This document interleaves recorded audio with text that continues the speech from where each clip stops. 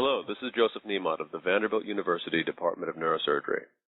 In this presentation, I'll be discussing surgical options for essential tremor. I will pay particular attention to deep brain stimulation surgery, as it is showing excellent results in reduction of symptoms and has become the principal surgical treatment for tremor. Let me set the stage by quickly recapping some of the basic facts about essential tremor. You can find more background by viewing the other presentations in this series.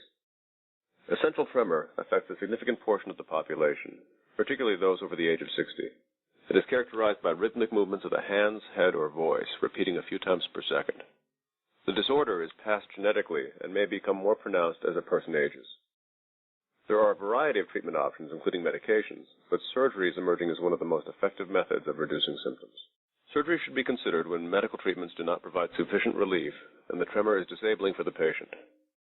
Doctors will try medications first to see if they can alleviate the symptoms, but if a patient experiences negative side effects or builds resistance to the medication over time, surgery offers another avenue for relief. Surgery can be most beneficial when essential tremor worsens to the point where work and personal activities suffer. Here we see three surgical approaches to treating essential tremor. I will give you more details on each option in a moment, but essentially the first two options involve selectively destroying small groups of cells within the brain that are known to be misfiring and causing the tremor. While these procedures are still performed in appropriate situations, they are rapidly being replaced by the third option, deep brain stimulation, or DBS. Studies reported in the medical community for more than a decade have shown DBS to be effective in treating tremor. It is preferred because it offers greater benefit and safety and because it is reversible. Radiofrequency thalamotomy has been performed since the early 1950s. In this procedure, a thin probe is inserted through the skull using a specialized head frame. A small area of neurons in the thalamus is destroyed with heat. While this technique can be very effective in controlling tremor, there are some potential downsides associated with the procedure. People with tremors on both sides of the body need lesioning on both sides of the brain, referred to as a bilateral procedure. Because it is destructive, bilateral thalamotomy has an increased risk of complications, including difficulty with speech. And since the brain tissue is permanently destroyed, the procedure is not reversible. As you will see, the reversible deep brain stimulation overcomes these drawbacks and is now preferred over thalamotomy. Gamma knife radiosurgery offers a different mechanism for achieving the same results as thalamotomy. Instead of physically inserting a probe into the brain, a patient lies inside a device that directs hundreds of narrow beams of radiation to focus on a targeted area of the thalamus. Because there is no physical penetration of the skull, surgical risks are extremely low, and this procedure can be a good choice for patients who would not be able to withstand the physical demands of a more invasive surgery. Unfortunately, it takes weeks or months until the tremor is reduced, so the lesion cannot be more precisely measured or adjusted during the surgery. As with thalamotomy, this surgery also permanently destroys the tissue in the thalamus and cannot be reversed once performed. Deep brain stimulation is different from the last two procedures in that there is no destruction of brain tissue. Instead, electrical impulses are delivered to the thalamus via a small electrode that remains implanted in the brain. It functions by jamming the abnormal signals creating the tremor without destroying the cells of the thalamus. The electrode is powered by a battery similar to a pacemaker. This brain pacemaker is typically implanted beneath the skin of the chest or in the abdomen. In either case, a wire is run under the skin between the battery and the electrode to deliver the electrical signal. Prior to the procedure, the neurosurgeon obtains CT and MRI scans of the patient's brain and determines the correct target for electrode placement. The patient is taken off any anti-tremor medications so that effects of the brain stimulation can immediately be compared to the baseline tremor. Correct surgical placement involves careful mapping of the brain with fine electrodes that record from the tremor cells in the thalamus and then stimulate.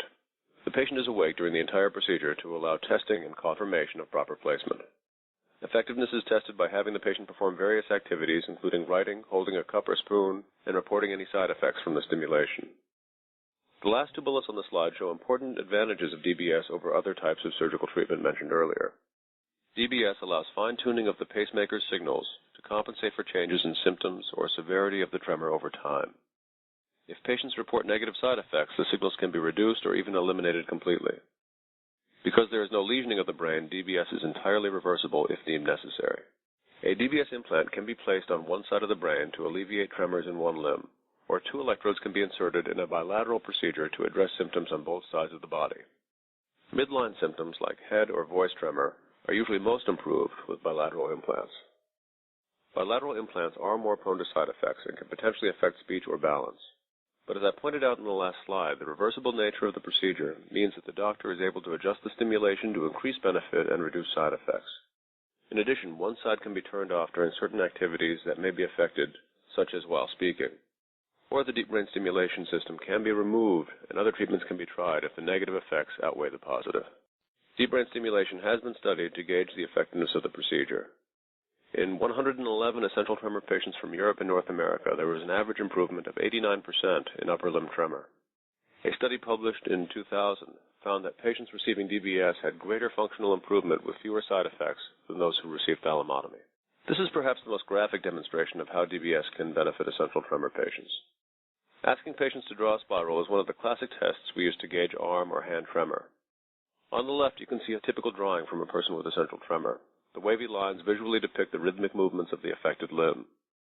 On the right, you can see a spiral drawn after the patient has received a DBS implant. The waviness is gone, showing the reduction in tremor. Here is a short video showing a patient with hand tremor who has had DBS. We start with the pacemaker turned off, and you can see the characteristic involuntary movement of the hand. Now we have his wife turning on the stimulation by moving a device over the area where the battery has been implanted. This starts delivering the signals to the brain, and the effects are immediate and dramatic.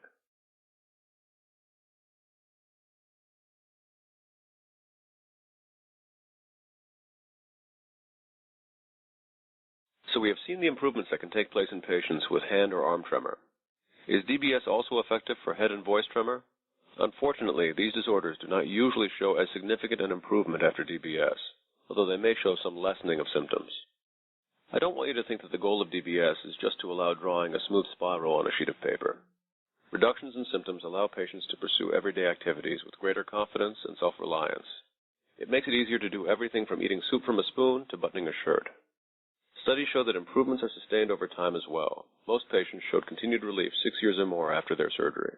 While surgical treatments have been available for many decades, deep brain stimulation has made surgery a much more relevant and practical option for the treatment of essential tremor. We continue to see developments in the technology of electrodes, batteries, and surgical aids to improve the accuracy and comfort of DBS surgery. The most effective surgery requires a multidisciplinary approach to the treatment of essential tremor. A movement disorder team will include neurology, neurosurgery, neurophysiology, cognitive evaluation, physical therapy, and psychiatric counseling to help patients receive the best care and to help them manage their postoperative lifestyle. If you are considering deep brain stimulation, you should ask many questions of your physician. Here are some key discussion points that can help you better understand the process and can help you decide whether the procedure is right for you. The International Essential Tremor Foundation is an excellent source of information and support during your investigations, and at the end of this presentation, you will have the opportunity to visit their website. You can also contact essential tremor patients who have had DBS surgery and are willing to talk to you about their experiences. Your physician and the IETF can help put you in touch with resources to help you. It is important that you understand what to expect both before and after surgery. This will help you feel comfortable and well prepared as you progress through the treatment process. I appreciate your interest in exploring the surgical options for essential tremor treatment. I hope I have given you a good overview of the options available to you. Thank you.